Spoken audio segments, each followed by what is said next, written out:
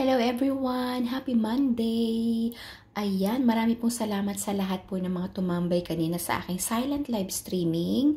To God be all the glory. After po ako mag-live streaming sa YouTube channel ko, nag-live din naman po ako sa aking Facebook Reels. Ayan, at ako po yung nagluto ng, as usual, ang ating pong favorite nilagang manok. Nilagyan ko po siya ng cabbage and patatas. Ayan, kasi kailangan po nating humigop ng sabaw dahil hindi na po ako nawala ng sakit. At for my 8 years here in Dubai, still counting and almost running for 9 years. Ngayon lang po ako nakasakit ng ganito na talagang on-off, on-off.